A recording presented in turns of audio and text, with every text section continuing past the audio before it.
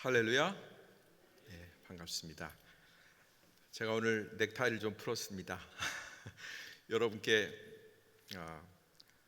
좀 편안한 모습을 보여드리고 싶고 또 저도 좀 편하고 싶고 그래서 말씀이 좀 쉽게 우리 모두에게 통용되기를 바라는 마음으로 그렇게 넥타이를 풀었습니다. 불편하신 분이 없으시기를 바랍니다. 오늘부터 5주 동안 우리에게 전 낯선 이름의 선지자 하박국의 외침을 들어보려고 합니다. 왠지 낯선 이름의 선지자죠. 하박국. 굉장히 낯섭니다. 호박국도 아니고 하박국.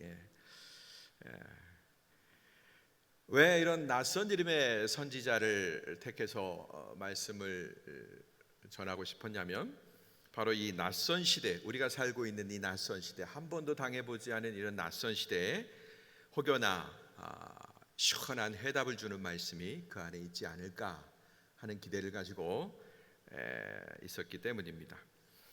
오늘 이 하박국 선지자는요, 한마디로 얘기하면 질문하는 선지자입니다. 따라서 한번 해볼까요? 질문하는 선지자. 그런데 이 질문이 엄마 이건 뭐야? 이거 아빠 이거 뭐야? 이렇게 귀여운 아이들의 좋은 질문이 아니라 굉장히 좀 불평이 섞여 있는 그런 좀 약간 못된 질문이에요. 하박국은 자신의 강력한 그 불평을 담아서 자기의 묵시를 지금 자기가 받은 묵시를 계속 보여주고 있는 것입니다. 한마디로 이런 내용이에요. 여호와여, 제가 언제까지 부르짖어야 합니까? 주님은 도대체 제 외침은 듣지도 않으시네요. 그런데도 제가 왜 언제까지 부르짖어야 합니까? 폭력이 난무하고 있습니다. 이렇게 고통스러운 가운데 제가 하나님의 말씀을 전하고 있는데 지금 주님은 저한테는 아랑곳도 하지 않으시네요. 이런 불평을 쫙 깔고서 하나님께 질문하고 있는 것입니다. 이렇게 무작정 막 치고 들어오면 하나님도 되게 당황하셨을 것 같아요. 그죠? 내 종놈이, 나한테 보냄받은 종이 하나님 앞에 이렇게 대뜸 도대체 이게 뭡니까? 하면서 달려들 때 하나님도 좀 당황스러우셨을 것 같아요. 도대체 하박국이 누구이며 그가 살고 있었던 시대가 어느 시대고 또 그 자신이 지금 어떤 상황에 부딪혀 있기에 이토록 절박한 상태에 이르게 되었을까? 하나님을 향하여 불평 어린 그런 질문을 던지게 했을까? 오늘은 먼저 첫 시간이니까 아주 간단하게 하박국서의 간단한 배경을 다뤄보겠습니다. 먼저 하박국, 이 하박국 낯선 이름의 어원은 이스라엘 히브리어 동사 하박끄에서 출발합니다. 하박끄 무슨 뜻이냐 하니까 손을 모은다, 손을 이렇게 모은다, 그다음에 껴안는다 이런 의미가 있어요. 도대체 이게 그 이름의 의미가 말씀에 어떻게 적용될지 조금 우리가 나중에 가봐야 알겠습니다만은 그냥 이렇게 좀 외우시면 좋을 것 같아요. 이 사람 마음 가운데는 지금 현실이 마음에 안 들어요. 그러니까 좀 바꾸고 싶어. 그러니까 유행가 노래처럼 하 바꿔 이렇게 하시면 금방 외워질 것 같아요. 한번 해보실까요? 하 바꿔. 그렇게 외우시면 딱 맞습니다. 하박끄 이 동사에서 비롯되었기 때문입니다. 정말로 하박국의 마음 가운데는 자기가 직면한 이 현실, 지금 당하고 있는 오늘 이걸 바꾸고 싶은, 어떤 식으로든지 새롭게 만들고 싶은 그런 욕망이 마음속에 가득 있었습니다. 자, 그가 예언을 한 시기는 그럼 언제일까요? 바로 이것은 남한국 유다의 바로 위에 있는 북왕국 이스라엘이 아시리아에 의해서 패망하고 나서 그 다음에 그 이스라엘을 망하게 만들었던 아시리아까지도 쇠퇴합니다. 큰 제국, 고대 오리엔트를 통일했던 아시리아까지도 쇠퇴하는데 누구에 의해서 쇠퇴하냐면 오늘 등장하는 바벨론, 바로 갈대아 사람들에 의해서 이제 쇠퇴하고 이제 역사의 무대 가운데는 바벨론이라고 하는 신흥 강국이 쫙 이렇게 등장하던 그런 때였습니다. 그리고 하박국 자신이 살고 있는 유다, 남유다 땅은 이런 위기 가운데 이렇게 사이포로처럼 감싸 있는 거예요. 아수르를 패망시키고 저 남쪽 전통적인 강국인 이집트, 애굽까지 무너뜨린 이 신흥 강국이 지금 호시탐탐 유다를 노리고 있다라는 거예요. 지금 막 집어삼키려고. 아무것도 아니거든요. 그 어마어마한 제국 아시리아도 무너뜨리고 저 남쪽에 몇천 년 동안 진행되어 오던 그 애굽도 무너뜨린 엄청난 힘을 가진 나라가 손톱만도 안 되는 그 조그마한 남유다 하나 무너뜨리는데 무슨 일이 되겠습니까? 그래서 저 나라를 무너뜨려야 되겠다 호시탐탐 노리고 있는 그런 때란 말이죠. 그런데 이거보다 더 심각한 건 뭐였냐면, 이런 국제적인 위기가 유다를 꽉 둘러싸고 있는데 남유다 사람들은 아직도 정신이 안 깨어난 거예요. 밤새 그냥 술을 진탕 먹고 그냥 해롱해롱하는 어떤 사람들처럼 남유다 사람들은 이 국제적인 정세가 결코 자기들에게 호의적이지 않는데도 깨어나지 못하고 오히려 타락의 타락을 거듭하고 있는 그런 때입니다. 한마디로 불확실성, 미래가 어떻게 될지 모르는 그런 불확실성의 분위기가 전 유다를 확 감싸고 있는 그런 때였다라는 것입니다. 하필이면 이때 왕이 누구냐면 여호야김이라고 하는 그런 왕이었어요. 여호야김, 김씨가 아니고요, 여호야김입니다. 근데 이 사람은 아주 사악하고 불경건하고 그리고 하나님께 반역적인 그런 왕이었어요. 유다의 유일한 희망은 하나님의 도우심 가운데 있는데, 그 유다를 대표하는 왕은 사악하고 하나님도 알지 못하고 불경건하고 오히려 하나님께 패역하고 반역하는 그런 왕이었다라는 것입니다. 한마디로 아주 깝깝한 상황이 유다에게 펼쳐져 있는 그때, 바로 그때 하박국이 척 하고 나서서 지금 이 묵시의 말씀을 전파하는 것입니다. 문학적 특징을 잠깐 살펴보면요, 이 하박국서는 12선지서, 소선지서에 이렇게 분류가 되어 있지만 그 문학적인 방식, 구성하는 방식을 보면 지혜문서, 즉 시편, 잠언, 전도서, 아가, 이 지혜문서와 비슷한 그런 구성을 갖고 있습니다.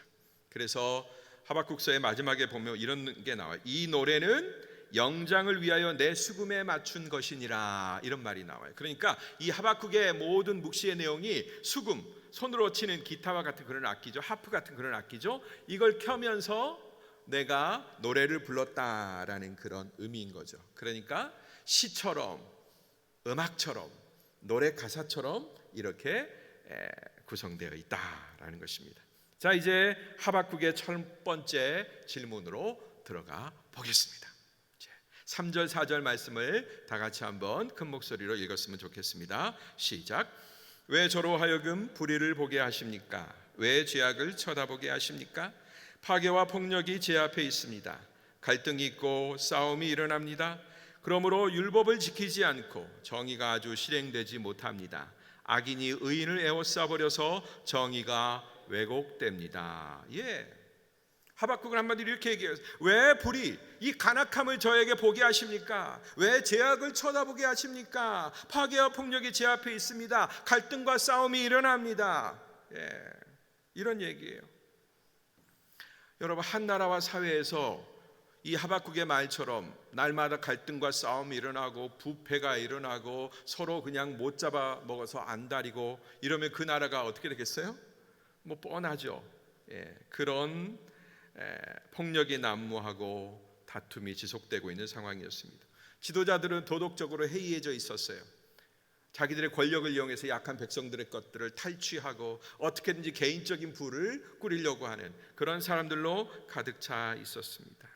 그러니까 계층 간의, 세대 간의 갈등이 일어날 수밖에 없겠죠. 서로를 보면서 막 으르렁거리는 그런 상황이 펼쳐질 수밖에 없습니다. 법도 없으니까, 무법천지가 됐으니까 서로 빼앗고 뺏고 빼앗기는 그런 이 무법적인 역사가 막 펼쳐지고 있는 거예요. 그런데도 여호와 하나님은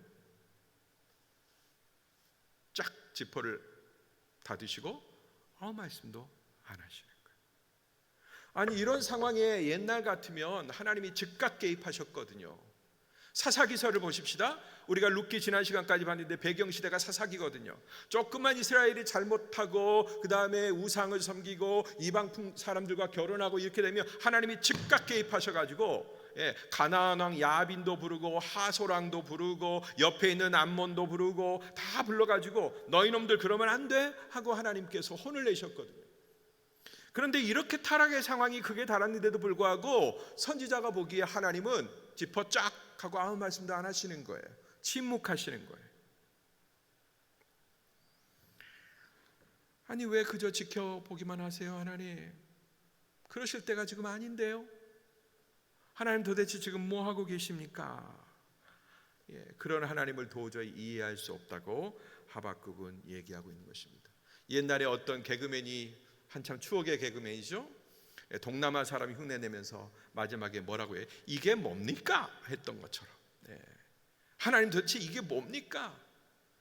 하나님의 나라, 하나님의 백성들이 살아가는 유다 백성들의 상황이 도대체 이게 뭡니까? 왜 이런 악한 왕들이 일어나는 것입니까? 왜 이렇게 무법천지가 된 것입니까? 모두가 다 악을 향하여 달려가는 이 험한 시대가 왜 우리에게 온 겁니까? 하나님 도대체 뭐 하고 계십니까? 이건 하나님이 선지자를 닥달하는 게 아니라 선지자가 하나님을 닥달하고 있는 그런 우스운 상황이 펼쳐지고 있는 거예요.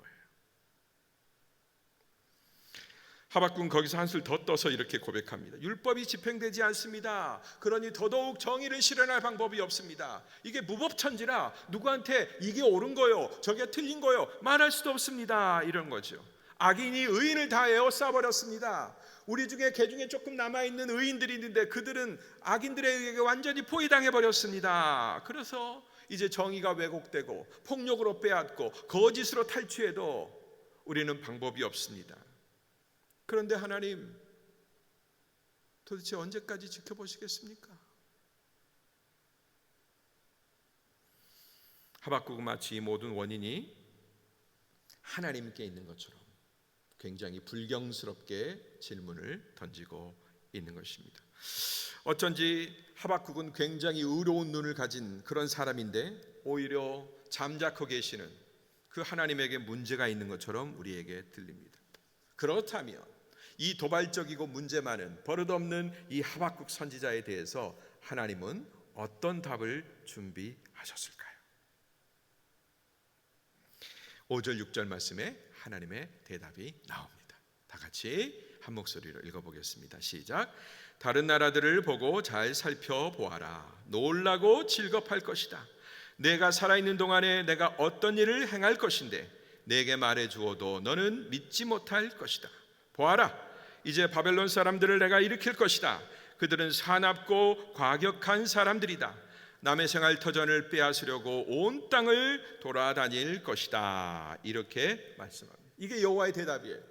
자, 첫 번째, 앞으로의 세계 정세를 한번 잘 살펴보아라. 네가 즐겁할 만한, 네가 깜짝 놀랄 만한 일을 내가 행할 것인데 너는 그것을 보고도 이게 현실인지 꿈인지 구별조차 못할 것이다. 그런 일들을 내가 일으킬 것이다. 너 내가 잠자고 있는 줄 알았지? 너 내가 침묵하고 있는 줄 알았지? 그러나 나는 다 알고 있다. 너희들의 악을 다 보고 있고 나는 결코 간과하지 않을 것이다. 그 사태의 심각성을 충분히 알고 계시는 하나님의 모습을 보여주십니다. 그렇죠? 하나님이 모르고 계시는 것이 아니었습니다. 그렇다면 하나님이 일으키고자 하는 그 무서운 일, 질급할 일, 보고도 못 믿을 일, 그 일이 도대체 뭘까요? 바로 갈대아 사람들, 바벨론이라고 하는 나라를 내가 일으킬 것이다. 이렇게 얘기합니다. 한 나라를 내가 일으킬 거다. 한 제국을 내가 일으킬 거다. 그런데 그들은 사납고 과격한 사람이다. 무자비한 사람들이다. 그들은 남의 안전 따위는 안중에도 없는 사람들이다. 너희들이 보면 이게 짐승인지 사람인지 구별이 안 갈 것이다. 어느 정도냐면 그들은 지들 마음대로 하는 게 그게 자기들의 정이고 그게 그들의 염치라는 거예요. 빼앗고 싶으면 언제든지 빼앗고, 죽이고 싶으면 언제든지 죽이고, 발로 짓밟고 싶을 때는 언제든지 짓밟고, 남을 강간하고 싶으면 얼마든지 강간하고, 이런 질서가 전혀 없는, 염치라고는 전혀 없고 정의도 전혀 없는 그런 사람들로 구성된 무서운 나라를 내가 일으킬 것이다. 사람의 생명 따위는 파리 목숨처럼 여기는 사람들, 무법과 탈법의 대명사인 그 나라를 일으켜서 유다, 네가 말하고 있는 그 유다, 왜 하나님 가만히 있습니까? 라고 말했던 바로 그 유다를 내가 칠 것이다. 이렇게 얘기합니다. 그만큼 남유다의 죄악이 심각했다라는 것입니다. 하나님의 백성들, 유다의 마지막, 하나님의 백성의 마지막 보루라고 할 수 있는 그 백성들의 죄악이 이마만큼 심각했다라는 거예요. 무자비한 살인 기계를 보내셔야 할 만큼, 세상에서 가장 극악무도한 민족들을 보내셔야 할 만큼 그리고 그들을 동원해서 남유다를 혼내셔야 할 만큼 그만큼 유다의 죄악이 심각했다라는 뜻입니다. 8절 9절에 그들이 얼마나 지독하고 무자비한지 더 설명해 주고 있습니다. 이 말씀 제가 읽어드리겠습니다. 그들은 표범 같은 전투력을 지녔다. 저녁의 늑대보다도 표독스럽다. 기마병들은 독수리처럼 빠르다. 그리고 바람처럼 몰려와서 순식간에 점령해 버릴 것이다. 여러분, 이게 역사 가운데 또 있었죠. 바로 중세시대, 기독교가 전 유럽을 지배하고 있던 바로 그 중세시대, 우리나라에서 가까운 징기스칸이라고 하는 그 나라가, 몽고 그 나라가 일어나서, 징기스칸의 군대가 아시아와 유럽 일대를 지나갔습니다. 그들이 지나가는 곳곳마다 사람들은 그들을 사람으로 보지 않았어요. 이건 마귀보다도, 귀신보다도 더 무서운 존재였다고 합니다. 옛날에 어머니들이 애가 막 울면 조용히 해라, 호랑이 온다, 뭐 이런 얘기 하셨어요. 지금 누가 그런 말을 듣고 아이가 두려워하겠습니까? 근데 그때의 유럽 사람들은 조용히 해라, 울면 안 된다, 징기스칸의 군대가 온다. 그럼 아이가 울음을 뚝 그쳤대요. 그 정도로 무서운 대상이었다라는 것입니다. 이렇게 남의 것을 쉽게 강탈하는 자들, 유다보다도 훨씬 더 악하고 포악한 민족을 일으켜서 지금 네가 불평하는 문제, 하박국 네가 나에게 지금 제기하는 그 문제, 왜 하나님 가만 계십니까? 이 문제를 내가 해결하겠다. 그것이 하나님의 계획이었다라는 것입니다. 이것은 단지 어떤 적이 단순히 침범한 정도가 아닙니다. 아예 나라 자체를 없애버리겠다라는 거예요. 그 바벨론의 말발굽에 남유다를 완전히 초토화시켜버리겠다라는 그런 말씀인 것입니다. 하박국은 이 정도까지는 예상하지 못했어요. 전혀 예상하지 못했어요. 그냥 자기 나라 안에서 고관 대작들이, 공무원들이, 힘 있는 권세자들이 힘을 가지고 자기끼리 협작하고 가난하고 헐벗은 사람들을 괴롭히고 의인들을 못 살게 하고 이런 상황에 대해서 하나님이 해결해 주기를 바랐을 뿐입니다. 단지 회초리를 들어서 좀 하나님 매 좀 때려 주십시오, 우리 유다의 죄악이 심각합니다, 이 정도로 해주시기를 바랐어요. 그런데 여우 피하려다가 호랑이 만난 격이다라는 속담처럼 하박국은 더 아득한 상황에 맞닥뜨린 것입니다. 감히 하나님 앞에서 정의를 입에다가 담다가 지금 큰 코를 다치고 있는 그런 격이죠. 이처럼 하박국은 여호와 하나님께 해답을 구했는데 더 해결할 수 없는 오리무중에 빠졌습니다. 저는 분명히 하박국의 머리 가운데, 마음 가운데 이런 생각이 들었을 것 같아요. 아니 하나님, 지금 자기 백성 유다의 죄를 제거하기 위해서 그보다 더 나쁜 민족을 동원해서 우리의 악을 치시겠다고요? 아니 하나님, 우리 유다의 죄를 해결하시기 위해서 우리보다도 훨씬 더 못되고 이건 비교조차도 할 수 없는 악한 민족을 갖다가 쓰시겠다고요? 뭐 이런 의문이 분명히 생겼을 것입니다. 하나님, 제가 기대한 건 그게 아닙니다. 그저 옛날처럼 우리를 조금 혼내시기만을 바랄 뿐입니다. 그래서 우리가 정신을 차리고 다시 율법을 회복하고 예배를 회복하고 정의를 회복하기를 바랄 뿐입니다. 이렇게 하박국은 호소했겠죠. 그걸 바랐겠죠. 그러나 하나님은 굉장히 지독한 방법을 쓰셨습니다. 너무나 무서운 방법을 쓰셨어요. 도대체 왜 그러셨을까요? 작은 독을 제거하기 위해서 거의 치명적인 독을 동원하시는 그런 격이거든요. 그런 방법이었습니다. 하나님이 왜 도대체 그렇게 하셨을까요?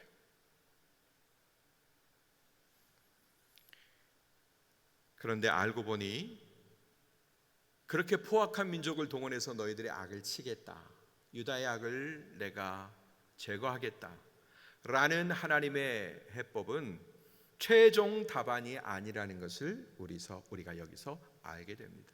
마지막 답안이 아니라는 거예요. 근데 하박국이 생각할 때는 그건 마지막이거든요. 더 이상 이제 희망이 없을 정도로 완전히 망해버리는데, 바벨론이라는 나라가 남유다를 짓밟고 지나가면 이제 남유다는 형태도 없이 다 사라져버릴 건데, 마지막이거든요. 그러나 하나님께는 그게 최종 답안이 아니었다라는 것입니다. 하나님은 잘못된 질문을 던지고 있는 하박국에게 더 좋은 질문을 던질 수 있는 그런 힌트를 지금 제공하시는 것입니다. 11절 말씀이 바로 그 힌트입니다. 영화 제목하고 똑같습니다. 바람과 함께 사라지다. 11절 말씀 다 같이 읽어볼까요? 시작. 그러나 자기 힘이 신이라고 여기는 죄인들, 그들도 바람처럼 사라져 없어질 것이다. 결국 힘과 폭력을 숭상하는 죄인들은 어떻게 해요? 바람과 같이 사라질 수밖에 없다. 바람처럼 사라지고 말 것이다. 이렇게 선포하셨습니다. 네, 이것은 바로 절대적 파워, 오직 힘만을 숭상하는 이 세속 방식에 대한 하나님의 처결인 것입니다. 물론 하나님은 유다의 악을 치게서 바벨론이라고 하는 엄청난 힘을 동원하십니다. 그러나 그 힘을 믿고 그 힘이 모든 것의 해결사라고 믿는 이 세속 방식에 대하여 하나님은 처결하시는 것입니다. 또한 은근히 하나님을 압박했던, 하나님 뭐 하세요? 지금 하나님이 가지고 계신 그 힘을 좀 쓰세요. 살짝만 우리에게 회초리를 때리셔도 우리가 금방 정신을 차릴 겁니다. 하나님의 권세를 좀 사용하라고 은근히 하나님 앞에 지금 압박을 집어넣었던 하박국에게 따끔한 깨달음을 주고 계시는 것입니다. 힘으로 해결하라고? 그러나 힘을 믿는 자들, 힘이 신이라고 믿는 자들, 힘의 절대적 권위를 부여하는 자들, 그런 자들은 바람과 함께 사라지고 말 것이다. 세상은 언제나 이렇게 힘을 섬깁니다. 힘의 논리를 절대 신봉하죠. 그래서 그 힘을 차지하기 위해서 힘을 동원합니다. 세상의 패권, 지금 여러분 세상에 유행하는 말이 바로 패권이죠. 모 나라와 모 나라가 이 패권 다툼을 하고 있죠. 참 어리석은 짓들을 하고 있는 거죠. 바로 힘을 동원해서 이 패권을 차지하기 위해서 마지막 젖먹는 힘까지 다 쥐어짜고 동원하고 있는 것입니다. 여러분, 우리가 살고 있는 세계 정세를 한번 보세요. 각 나라의 군사력, 경제력, 기술력, 과학력 혹은 문화의 모든 영역까지 바로 이 힘의 논리가 온통 지배하고 있는 것입니다. 그래서 우리의 젊은이들, 이 땅에서 살아가는 우리 모두도 이 힘의 논리를 정당화할 때가 많고, 그러면서 때로는 거기에 굴복하기도 하고 저항하다가 말기도 하고 그건 당연하다고 여기는 그런 분위기 속에 빠지기도 합니다.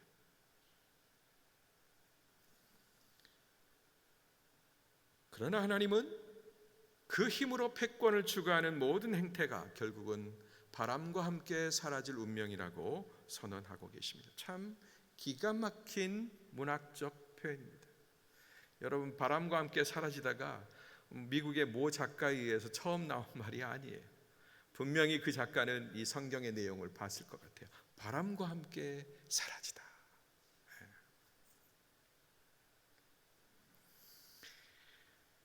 이로 인해 우리는 뭘 알게 되느냐?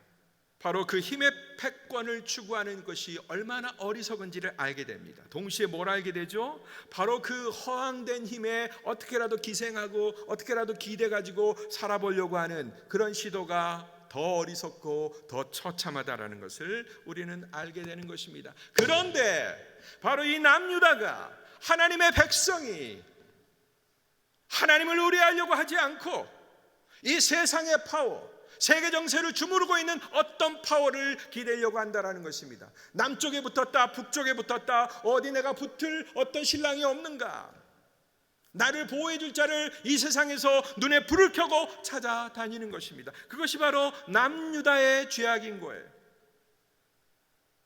이 힘의 패권을 추구하는 자들이 바람과 함께 사라질 거라고 말씀하셨고, 그리고 세상의 가장 강력한 힘을 다루시는 분이 바로 하나님이라는 사실을 보여주셨고, 이미 그들의 조상적부터 계속 체험했는데도 불구하고 이 하나님의 백성인 남유다는 하나님을 추구하려고 하지 아니하고 하나님을 바라보려고 하지 아니하고 모든 힘의 근본이시고 원인이신 하나님께 구하려고 하지 않고 이 세상에 나타난 힘, 이 세상에서 형성한 힘, 남의 것을 빼앗아서 만든 힘, 그 힘을 의지하려고 지금 눈에 불을 켜고 찾아다니고 있다는 것입니다. 애굽에게 달라붙었다가 아시리아에게 달라붙었다가 바벨론에게 달라붙었다가.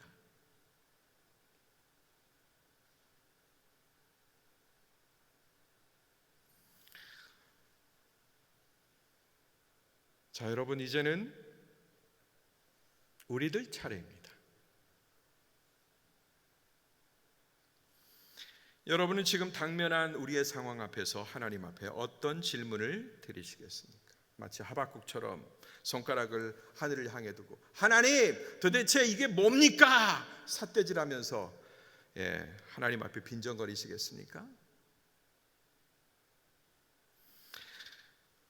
내 주제, 내 분수는 까마득하게 잊어버린 채 마치 나는 처음부터 정의롭고 옳은 길만 걸어왔던 것처럼 모든 책임을 하나님께 전가하면서 하나님, 도대체 이게 뭡니까? 왜 침묵하고 있습니까? 왜 나서지 않는 겁니까? 이렇게 하나님을 야단치듯이 하나님께 추궁하시겠습니까?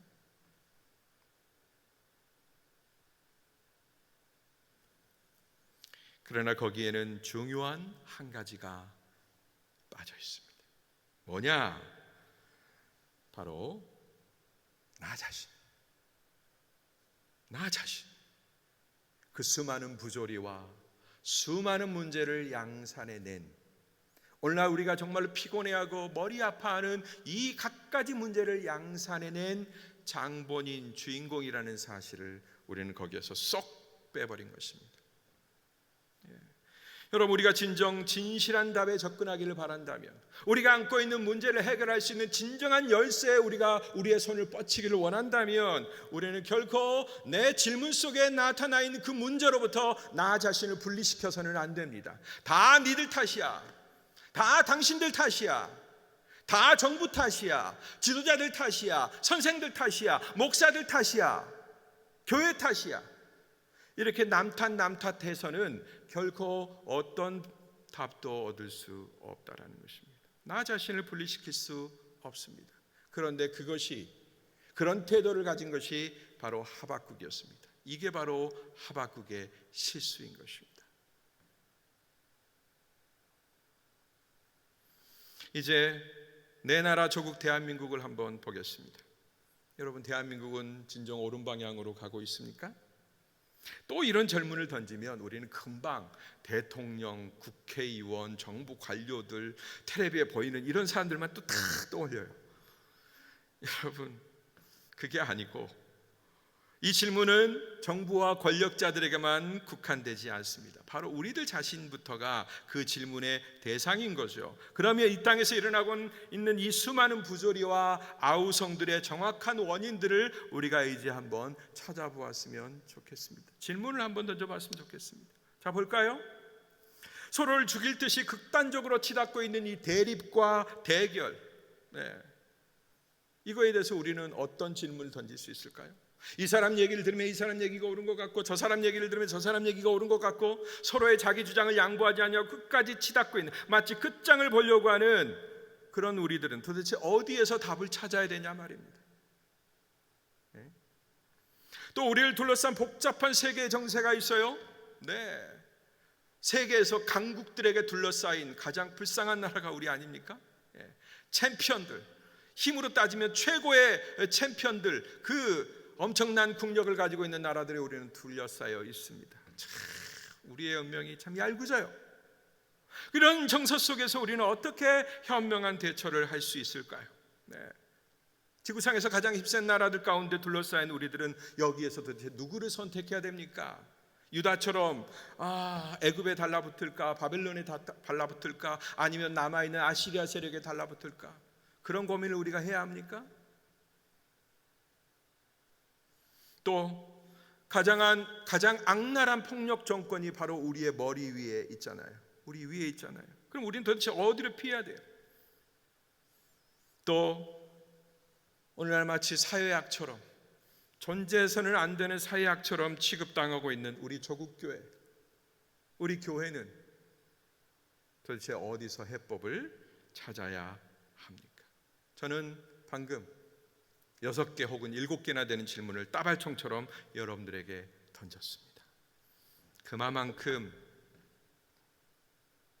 우리의 현실은 복잡하다는 것입니다. 우리가 안고 있는 현실은 너무나 복잡하고 어렵습니다. 누가 과연 이것을 해결할 수 있을까요? 결코 쉽게 대답할 수 없는 이 엄청난 문제들 역시 하나님께 묻고 그분의 해석을 구해야 된다라는 측면에서 보면 하박국의 의문과 본질적으로 같을 수밖에 없어요. 우리 역시 하박국처럼 그렇게 질문할 수밖에 없습니다. 하박국이 그런 시대를 살면서 여호와 하나님께 그렇게 질문한 거예요. 똑같이 시대를 옮겨서 우리는 이런 시대를 살면서 하나님께 질문할 수 있습니다. 우리는 끊임없이 내가 딛고 내가 발을 두고 살아가는 이 땅의 문제를 두고 주님께 질문을 던져야 되는 것입니다. 우리들 역시 힘을 가진다면 그 힘을 무기로 삼아서 우리들의 욕심, 우리들의 이기심을 채우려고 하지 않겠는가, 그런 전제를 가지고 우리가 하박국과 같은 그런 질문을 던져야 된다는 것입니다. 이렇게 인정하고 시작하면, 이렇게 우리의 약점과 우리의 잘못을 인정하고 시작하면 내 좁은 시야에서 출발한 그 지점이, 그 질문이 결국은 어떻게 돼요? 하나님의 넓은 안목으로 인도된다는 것입니다. 할렐루야. 우리는 내 이기심, 내 마음속에 일어난 그런 조그마한 경영으로 좁게 쳐다볼 수밖에 없어요. 그러나 내 시각으로 다 볼 수 없다라는, 내 이 좁은 시각으로 다 파악할 수 없다라는 그런 걸 내가 인정하고 훨씬 더 넓게 보시고 온 세상을 보고 계시고 주장하고 계시는 그 여호와 하나님께 우리의 마음을 열고 우리의 질문을 드리면 하나님께서 하나님이 보고 계시는 넓은 안목을 확 열어서 우리에게 보여주신다라는 것입니다. 아멘. 그러면 주님은 세상이 교과서처럼 정답처럼 따르는 이 힘의 질서가 아니라 오직 하나님의 공의와 그분의 자비에서 비롯되는, 거기에서 하나님의 공의와 자비에서 비로소 진정한 해답이 나온다라는 것을 우리에게 가르쳐 주실 것입니다.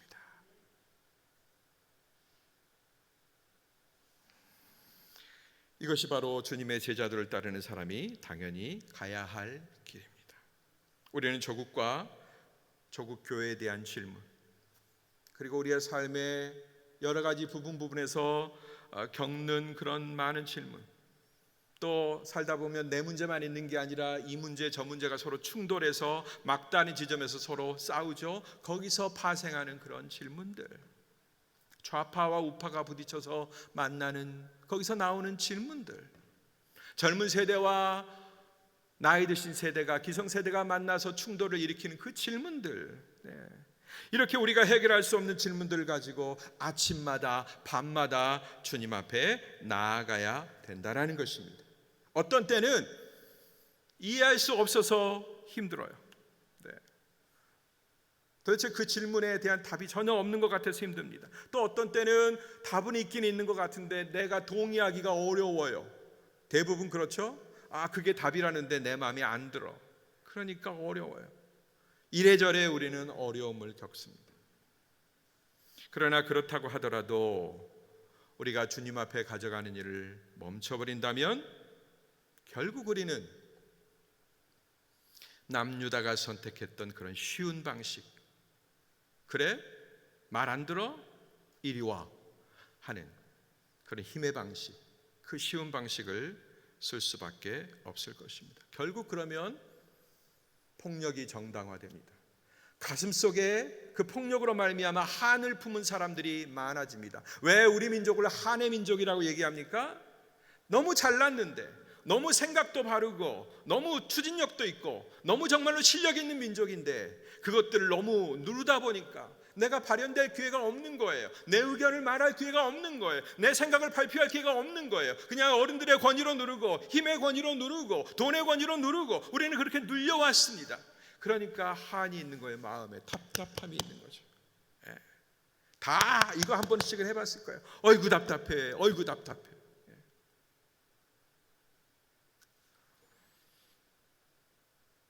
그 위험성을 경고한 하나님의 말씀이 있습니다. 폭력을 정당화시키고 그런 부조리를 정당화시킬 수밖에 없는 그 위험성이 너희들에게 있다. 그걸 경고한 말씀 우리가 한번 봤으면 좋겠습니다. 예레미야 10장 21절 말씀입니다. 다 같이 읽어보겠습니다. 시작. 목자들은 분별력이 없고 여호와께 질문하지 않는다. 그러므로 그들이 번성하지 못하고 그들의 모든 양떼가 흩어질 것이다. 아멘. 정말로 두렵고 무서운 말씀입니다. 여호와 하나님께 질문하지 않음으로써 분별력을 잃어버린 그 리더들, 지도자들로 인해서 팔로워들이 윤택해지지 못한다라는 것입니다. 팔로워들의 그 삶이 기름지지 못하다라는 거예요. 목표와 방향을 잃고 어디로 갈지 몰라서 헤매인다라는 것입니다.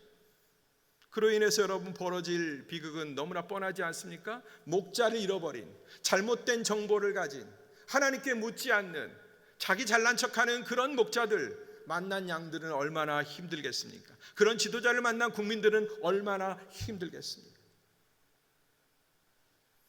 지도자로서 사명의 무게를 느끼는 사람이라면 당연히 늘 주님 앞으로 가야 하는 것입니다. 거기에서 우리는 번성과 부흥의 비결을 들을 수가 있습니다. 좋은 질문을 던지는 학생이 선생님에게 좋은 점수를 받습니다. 마찬가지로 좋은 질문을 던지는 사람이 그의 생애와 그리고 그의 시대에 꼭 필요한 해답을 얻습니다. 하나님, 내 인생은 왜 이럴까요? 왜 이렇게 많은 문제가 양산될까요? 거기서 멈추지 않고 주님에 달려간 사람은 자기 생애에 일어난 많은 문제들의 해답을 얻습니다. 하나님, 내가 딛고 살아가는 이 시대와 이 나라는 도대체 왜 이 모양이 이 꼴일까요? 거기서 아파하는 데서 멈추지 아니하고 하나님께 그 문제를 가지고 달려간 사람은 그래, 너의 시대는 이런 시대다. 앞으로 이런 시대가 올 거니까 너는 그것을 대비하라. 이 답을 듣게 될 것입니다. 그런데 좋은 질문은 좋은 태도에서 비롯됩니다. 바른 태도를 가지고 질문할 때 좋은 해답뿐만 아니라 우리는 또 한 차원 더 높은 질문에 도달하게 되는 것입니다. 예전에는 꿈도 꾸지 못했던, 내가 그런 질문을 할 거라고 전혀 상상하지도 못했던 새로운 질문을 얻게 되는 거예요. 이런 과정을 이어가는 우리 그리스도인들이 하나님의 지혜, 하나님의 슬기에 도달하게 됩니다. 왜 그럴까요? 아니, 날마다 하나님을 가까이 하니까 하나님의 생각을 알 수밖에 없죠. 안 그래요, 여러분? 이제 우리는 그렇게 얻은 해답을 가지고 교회와 세상을 살려야 합니다. 그렇기 위해서 여러분들이 늘 주님 앞에 진솔하고 멋진 질문을 가지고 나오시기를 바랍니다. 그리고 질문하면, 기왕이면 질문할 때 질문을 좀 바꿔서 했으면 좋겠습니다. 이게 뭡니까? 이게 아니라 주님, 주님의 답을 구합니다. 그것이 무엇인지 알려주십시오. 그게 뭡니까 주님?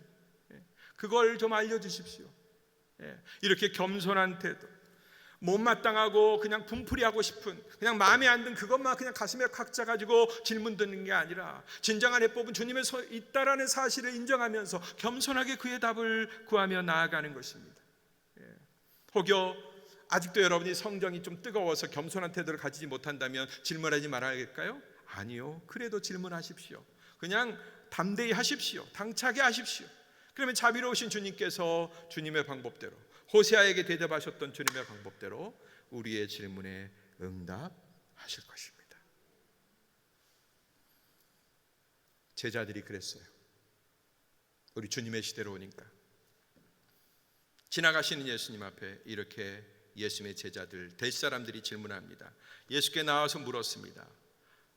주여, 랍비여, 어디에 계십니까? 이렇게 질문했어요.